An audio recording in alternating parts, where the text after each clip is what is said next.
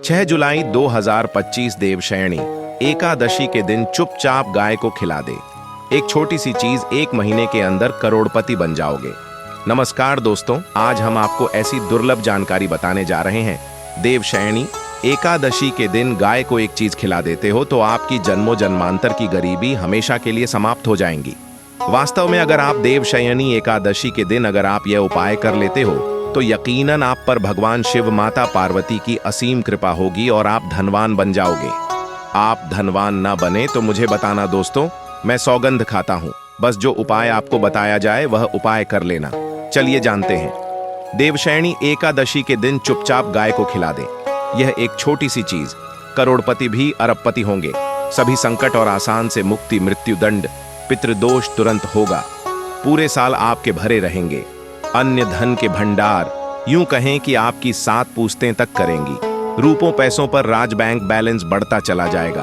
आपके घर में वेतन है वह कभी खर्च नहीं होगा और बढ़ता ही जाएगा।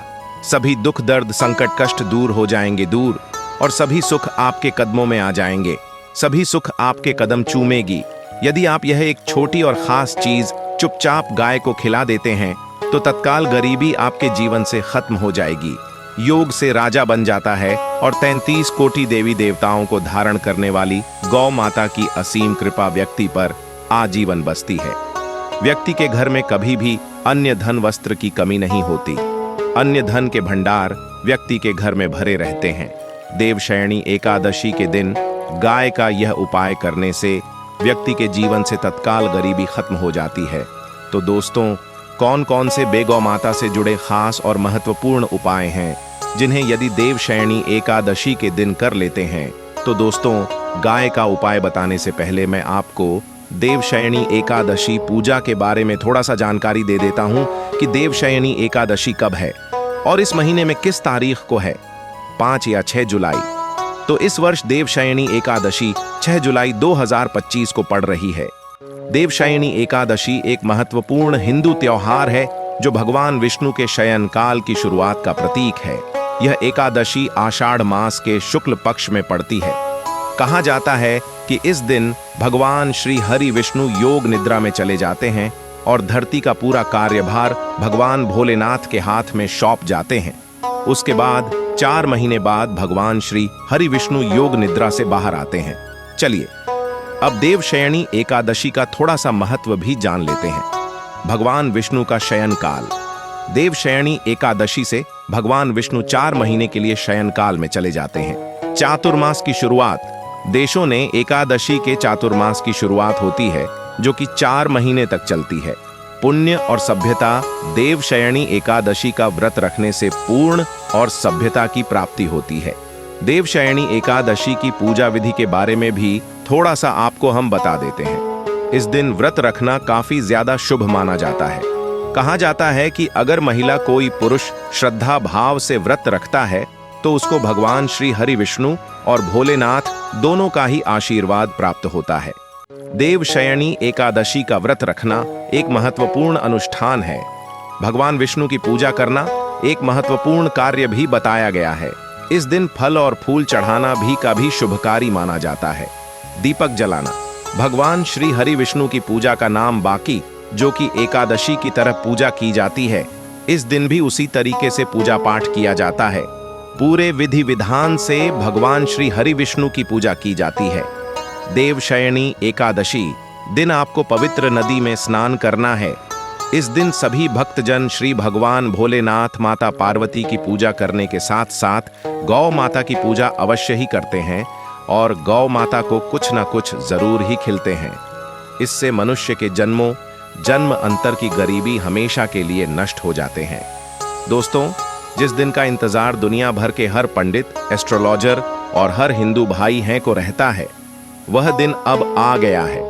दोस्तों, आपकी जानकारी के लिए बता दें, हिंदू धर्म में देवशयनी एकादशी बहुत ही धूमधाम से मनाई जाती है। इसमें सबसे पहले भगवान शिव की पूजा की जाती है, माता तुलसी की पूजा की जाती है, देवी देवताओं की पूजा की जाती है और जो भोग बनाया जाता है गौ माता की पूजा की जाती है। लेकिन इनमें सबसे ज्यादा महत्व देवशयनी एकादशी का माना जाता है। शास्त्रों में, वेद पुराणों में साफ साफ लिखा हुआ देवशयनी एकादशी के दिन श्री हरि विष्णु और माता लक्ष्मी जी का आशीर्वाद प्राप्त करने का सबसे सुनहरा दिन होता है। इस दिन भगवान शिव, माता पार्वती जी बहुत ही ज्यादा प्रसन्न मुद्रा में होते हैं और अपने दोनों हाथों से अपने भक्तों पर कृपा बरसाते हैं। एक तरफ दोस्तों मान्यता है देवशयनी एकादशी के दिन जो सूर्य होता है वह अन्य दिनों के मुकाबले सबसे ज्यादा प्रकाशमान होता है। देवशयनी एकादशी के दिन सूर्य देवता को आगे दिया जाता है। महिलाएं देवशयनी एकादशी का व्रत रखती हैं। दोस्तों, अगर आप नहीं जानते तो आपकी जानकारी के लिए बता दें, एक व्यक्ति की कुंडली में अगर चंद्र ग्रह की स्थिति अच्छी है तो उसे व्यक्ति का भाग्य हमेशा उसका साथ देता है। वह व्यक्ति जिस कार्य को भी शुरू करता है उसे कार्य में उसको सफलता प्राप्त होती है। इसीलिए देवशयनी एकादशी को हमारे हिंदू धर्म में बहुत ही ज्यादा विशेष और खास महत्व दिया गया है। आप लोगों की जानकारी के लिए बता दें, देवशयनी एकादशी के दिन 52 तरीके के शुभ योग बन रहे हैं। कई सालों के बाद सूर्य का प्रकाश इतना प्रकाशमान होगा जितना कभी नहीं हुआ। 130 साल में ऐसा दुर्लभ संयोग बनने जा रहा है। लक्ष्मी योग, ग्रह योग, नक्षत्र योग, अमृत सिद्धि योग जैसे शुभ योग का निर्माण हो रहा है, क्योंकि देवशयनी एकादशी के समय में पूरे दिन का व्रत करना चाहिए और भगवान भोलेनाथ, माता पार्वती जी का आशीर्वाद प्राप्त होता है। देवशयनी एकादशी के दिन ब्रह्म मुहूर्त में सोकर नहीं उठ सकते हैं, किसी पवित्र नदी में जाकर स्नान नहीं कर सकते हैं, पूरे दिन का व्रत नहीं रख सकते हैं। वैसे तो दोस्तों देवशयनी एकादशी के दिन स्नान और प्रात का विशेष ही महत्व होता है, लेकिन इस दिन अगर आप ज्योतिष शास्त्र, तंत्र शास्त्र के अनुसार एक गाय वाला उपाय विधि विधान से देवशयनी एकादशी वाले दिन कर लेते हैं तो आपकी जन्मों जन्मांतर की गरीबी हमेशा के लिए समाप्त हो जाएंगी। वास्तव में अगर आप देवशयनी एकादशी के दिन अगर आप यह उपाय कर लेते हो तो यकीनन आप पर श्री हरि विष्णु और माता लक्ष्मी की असीम कृपा होगी और आप धनवान बन जाओगे। इस दिन सभी वक्त जन श्री हरि विष्णु तथा माता लक्ष्मी की पूजा करने के साथ साथ गौ माता की पूजा अवश्य ही करते हैं और गौ माता को कुछ ना कुछ जरूर ही खिलाते हैं। अब आप सोच रहे होंगे कि गाय को ऐसा क्या खिलाने से और ऐसा क्या उपाय करने से आपको भगवान विष्णु और माता लक्ष्मी का आशीर्वाद मिल सकता है। तो दोस्तों आपने देखा होगा जब भी आपके घर पर दिवाली की पूजा होती है या धनतेरस की पूजा होती है या फिर देवशयनी एकादशी की पूजा होती है तो आपके घर वाले गौ माता की पूजा जरूर करते हैं और गौ माता को जो भोग होता है उसमें से कुछ ना कुछ खिलाते हैं, ज्यादा नहीं तो 2 पूरी अवश्य ही खिलाते हैं। तो दोस्तों आपको इस उपाय को देवशयनी एकादशी वाले दिन ही करना है और सूर्य देव को आगे देना है और उनकी विधि विधान से पूजा करना है। इस बार जो देवशयनी एकादशी क्योंकि इस वीडियो में आपको गौ माता से जुड़े उपाय के बारे में बताने वाले हैं जिन्हें करने से आपके जीवन के जो भी दुख, दर्द, संकट है या कामयाबी होने में कोई बधाई आ रही है, सभी से छुटकारा मिलने वाला है। यूं कहें कि आपके जीवन में अपार धन सुख, कभी भी धन से संबंधित परेशानी नहीं रहेगी। यदि आपकी जिंदगी प्रबल हो जाएगी, धन प्राप्ति के योग्य बन जाएंगे और जीवन में सदैव अन्य धन के भंडार आपके घर में भर रहेंगे। अन्य धन, वस्त्र कभी कमी नहीं होगी। आपको बता दें, इस देवशयनी एकादशी की पूजा के साथ साथ हनुमान जी मंगल देवता और भगवान शनिदेव की भी पूजा जरूर करनी चाहिए। आपको बता दें कि इस दिन यदि आप हनुमान जी और मंगल देवता भगवान शनिदेव की पूजा करते हैं तो मंगल का ग्रह जनित दोष भी दूर हो जाता है। व्यक्ति के जीवन में धन, सुख, संपत्ति की प्राप्ति हो जाती है। समस्त मनोकामना व्यक्ति की पूर्ण हो जाती है। दोस्तों आपको हम बता दें कि ऐसी ज्ञानवर्धक जानकारी आपको हम पैसों में भी बांट सकते थे, पर हमारे चैनल का मकसद है जनहित में जन कल्याण एवं जन सेवा करना। इसीलिए आपके लिए जो जानकारी बताते हैं वह फ्री में बताते हैं, इसलिए आप इस वीडियो को भी जरूर लाइक करें। और दोस्तों मैं आपसे एक अनुरोध और करना चाहूंगा कि आप अपनी राशि कमेंट बॉक्स में जरूर डाल दें, जिससे कि आपकी राशि के अनुसार हम आपको कुछ ऐसे उपाय बता सके जिससे आपको लाभ की प्राप्ति हो। क्योंकि हम राशि से जुड़े उपाय भी आपको बताते हैं, तो आप कमेंट बॉक्स में अपनी राशि हमें जरूर बताएं या अपना नाम बताएं, जिससे आपके लिए कुछ हम ऐसे उपाय बता सके साथ में जय गौ माता अवश्य लिखें। दोस्तों, साथी से एक नेय तो जरूर करना है। गाय का उपाय बताने से पहले एक उपाय आपको बता दें। इस उपाय को लाइक जरूर करें। क्या करें कि शाम के समय पीपल के पेड़ के नीचे आपको सरसों का चौमुखी दीपक, आटे का दीपक बनाना है। चौमुखी दीपक में आगे की बाती लगाकर सरसों के तेल का दीपक जला देना है। आटे का दीपक बनाएं, जो थम तेल डालें उसमें बाती ही डालें। लाल वाली कलावे की दीपक जला दें। 4-4 बाती मम लगाकर चारों दीपक मतलब 4 भाग उसके बन जाएं। हर एक भाग को जलाएं और बीच में 2 सबूत फूल वाले लौंग भी डाल दें। फिर देखिए कैसे चमत्कार आपके जीवन में होता है। शाम के समय जलाकर उसे छोड़ें। मनोकामना मांगकर छोड़ दें। दोस्तों, अभी तक अपने चैनल को सब्सक्राइब ना किया हो तो जरूर कर लें। इससे आपको और भी ज्ञानवर्धक जानकारी सीधे माध्यम से प्राप्त हो सके। दोस्तों, यह गौ माता वाला उपाय बहुत ही प्रभावशाली उपाय बताया। मैंने आपको इस उपाय को जरूर करें। बहुत ही लाभकारी उपाय बताया है। बहुत ही आपको लाभ देगा यह उपाय। और अब बात करें गौ माता से जुड़े कौन कौन से उपाय आपको इस दिन मतलब गाय से जुड़े, जिन्हें करने से व्यक्ति को 7 पीढ़ियों तक बैंक बैलेंस की कमी नहीं होती, दुख दर्द संकट कष्ट दूर हो जाते हैं और सभी सुख व्यक्ति के कदमों में आ जाते हैं। तो दोस्तों, देवशयनी एकादशी के दिन आपको भगवान भोलेनाथ माता पार्वती की विधि विधान से पूजा करना है और उसी के साथ गौ माता की पूजा अवश्य करना है। और गौ माता को जो भोग देवशयनी एकादशी पूजा के लिए बनाया गया था, उसे भोग से 2 पूड़ी जरूर ही खिला देनी है। सूखी पूरी नहीं खिलाना है। पूड़ी के ऊपर आप मिठाई या कोई सब्जियां, हलवा जो भी बनाया है वह आपको गौ माता को जरूर ही खिलाना है। दोस्तों, हर एक और मांगलिक काम में गौ माता या उनसे जुड़ी चीज जैसे गाय का गोबर, गोमूत्र, गाय का दूध अथवा गाय के दूध से बना घी जरूर शामिल करें। इससे आपको पुण्य भाव की प्राप्ति होगी। सनातन परंपरा के अनुसार जिस घर में गाय होती है उसे घर से जुड़े सभी वास्तु दोष स्वयं खत्म हो जाते हैं, क्योंकि पंचम या के बिना कोई भी पूजा पाठ और हवन सफल नहीं होता। दोस्तों, महीने में एक बार हो सके तो परिवार सहित एक बार गौशाला जाने का नियम जरूर बनाएं और हो सके तो गायों को हरा चारा जरूर खिलाएं, जिससे सभी वास्तु दोष शांत हो जाते हैं। दोस्तों, आपका प्रिय चैनल कभी किसी को भी गलत जानकारी नहीं देगा और इनसे जुड़े दोषों का निदान हो जाता है। गर्मियों में गौ माता को पानी पिलाएं और सर्दी में गौ माता को गुड़ जरूर खिलाएं। ध्यान रखें कि देवशयनी एकादशी वाले दिन गौ माता को गुड़ जरूर ही खिलाना है।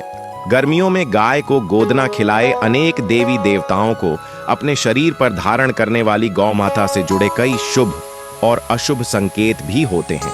मतलब गाय का दूध दोहते समय यदि गाय ठोकर मार दें और सारा दूध बिखर जाए तो अपशगुन होता है। यदि कोई यात्रा पर निकल रहा हो और गाय अपने बछड़े को दूध पिलाती सामने आ जाए तो निश्चित रूप से कि यात्रा के लिए आप निकले हैं, वह यात्रा आपकी जरूर ही सफल होगी और वह जिसके लिए आप निकले हैं वह जरूर ही पूर्ण यात्रा पर जाते समय गाय की आवाज आना और रात्रि में गाय की हुंकार करना भी शुभ होता है। दोस्तों, साथ ही साथ गाय के साथ आप भूल कर भी यह काम ना करें, अन्यथा मिलता है। जी हाँ दोस्तों, गाय को राष्ट्रीय पशु बनाए जाने और इन्हें मौलिक अधिकार दिए जाने की बात हो रही है तो सवाल उठता है, गाय संस्कृति का अहम हिस्सा है, तभी गाय के साथ लोग खराब व्यवहार कैसे कर लेते हैं और जैसे ही दूध देना बंद कर देती है तो लोग इन्हें उनकी किस्मत पर छोड़ देते हैं, सड़कों पर और गलियों में भटकने के लिए। ऐसे में गोवंश जीवन को कोई डंडे मारता है तो कोई उन पर पानी डाल देता है, कई बार लग जाती है तो कभी बीमार होकर बेचारी गाय दम तोड़ देती है। ऐसे में जरूरत है इन बातों को जानने की। गाय को लेकर शास्त्रों में क्या कहा गया है, आपको कैसा व्यवहार करना चाहिए। क्या दोस्तों, गाय को कभी भी मारना पीटना नहीं चाहिए। शास्त्रों में गाय को माता का दर्जा दिया गया है। गाय को मारने वाला माता को मारने पीटने वाले के समान पाप का भाग्य समझा जाता है।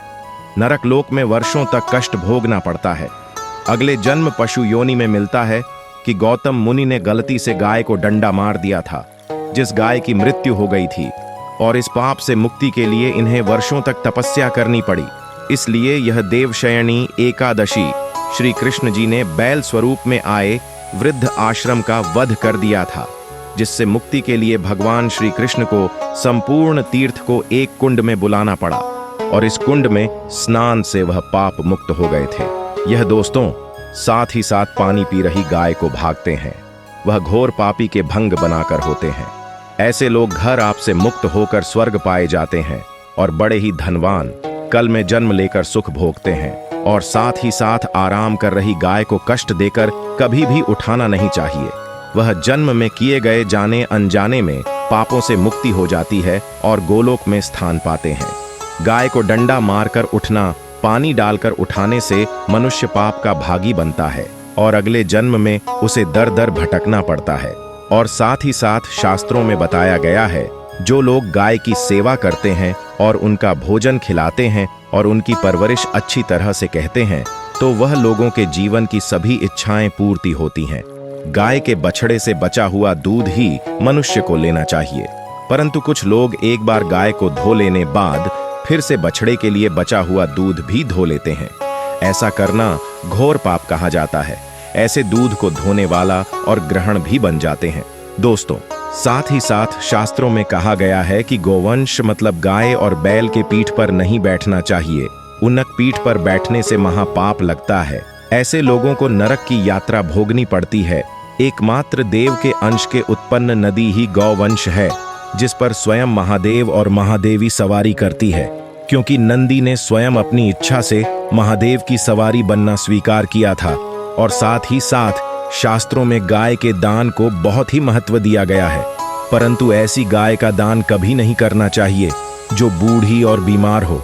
कठोपनिषद में नचिकेता की कथा भी इस संदर्भ में है कि जिस नचिकेता ने पिता द्वारा बूढ़ी गाय को दान करने पर आपत्ति जताई थी, दूध देने वाली और बछड़े सहित जो लोग गाय का दान करते हैं वह महान पुण्य को हासिल करके स्वर्ग में स्थान पाते हैं।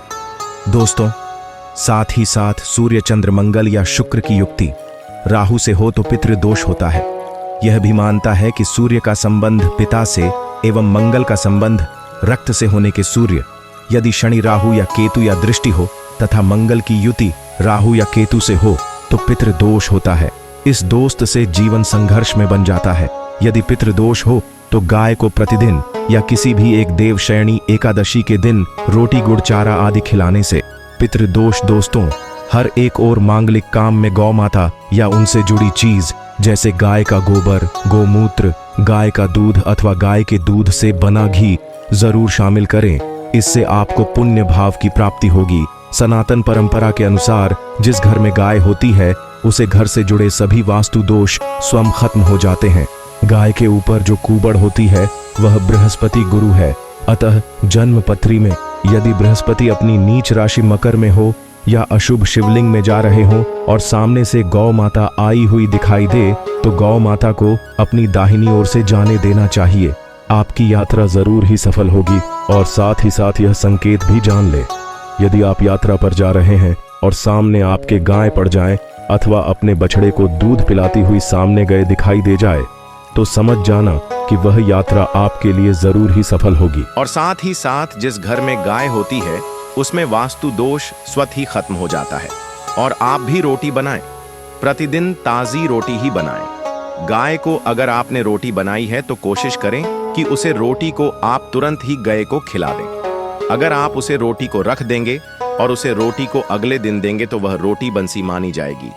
गाय को कभी भी बासी रोटी ना दे, इसे घर में नकारात्मक ऊर्जा वास करती है और आपकी बिल्कुल भी नहीं बनेंगे।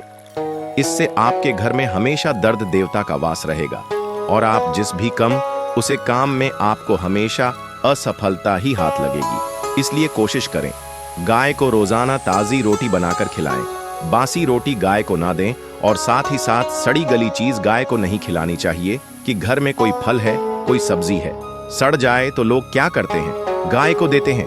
नहीं, ऐसा नहीं करना चाहिए। ऐसा करने से यदि आप गाय को खिलाते हैं तो और आप आपके भाग्य बन जाते हैं। और साथ ही साथ आप आटे की 11 लोई यहाँ बनाकर उनके ऊपर हल्दी लगा करके इसके बाद गाय को खिलाएं। हर एक लोही को मिला दे, माता गाय की आप चरणों की स्पर्श करें। या दोस्तों, ऐसा करने से आपके समस्त काम बनने लगेंगे। जो 2 हक का समय चल रहा है वह भी खत्म होगा। आपके जीवन में खुशियां ही खुशियां होंगी और एक बार आप 7 बार